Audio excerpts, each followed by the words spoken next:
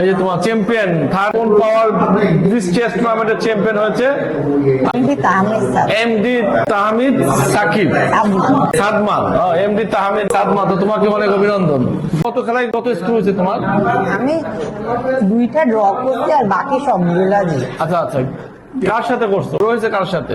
Draw হয়েছে হচ্ছে বাপি AB আর হচ্ছে এসকে রুমান। আচ্ছা আচ্ছা, তোমার এমনি কত স্ট্যান্ডার্ড রেটিং কত?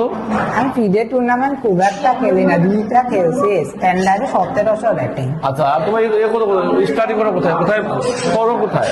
আমি ধানমন্ডি বয়স থেকে এসএসসি এক্সাম দিছি 2024-এ। আচ্ছা আচ্ছা, আর পছন্দের খেলোয়াড় কে? মিখাইল তার, মিখাইল তার। আর বাংলাদেশে নিয়াজ মোর্শেদ। নিয়াজ মোর্শেদ পছন্দ করো? আচ্ছা আচ্ছা, কখনো নিয়াজ মোর্শেদের সাথে হয়েছে, দেখা হয়েছে?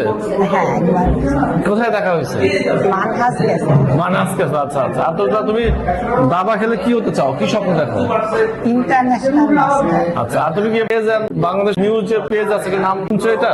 হ্যাঁ অ্যাড আছে, ফলো করে আমি বাংলাদেশ নিউজ। আচ্ছা, তো তোমার জন্য অনেক অভিনন্দন থাকলো, আবার তুমি যেন আরো অনেক টুর্নামেন্টে চ্যাম্পিয়ন হতে পারো, ঠিক আছে?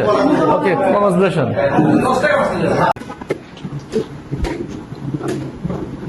দর্শক, আপনারা দেখছেন third on power bleach chess টুর্নামেন্টের অংশ বিশেষ। রায়হান রশিদ মুগ্ধকে আমরা এই মুহূর্তে দেখতে পাচ্ছি, ন্যাশনাল দাবা খেলোয়াড় অমিত রয়কেও আমরা দেখতে পাচ্ছি এই মুহূর্তে তারা খেলছে। গতবারের চ্যাম্পিয়ন হয়েছিলেন সাজিদ, তাকেও আমরা দেখেছি, সে খেলছে এবার সেকেন্ড নাম্বার বোর্ডে। এটা হলো আসলে শেষ রাউন্ডের খেলা চলছে। অসংখ্য দাবা খেলোয়াড় এই টুর্নামেন্টে এন্ট্রি করতে আগ্রহ ছিলেন, আসলে জায়গা স্বল্পতার কারণে সবাইকে নেওয়া সম্ভব হয়নি বলে আমরা দুঃখ প্রকাশ করছি। আপনার সাথেই থাকবেন।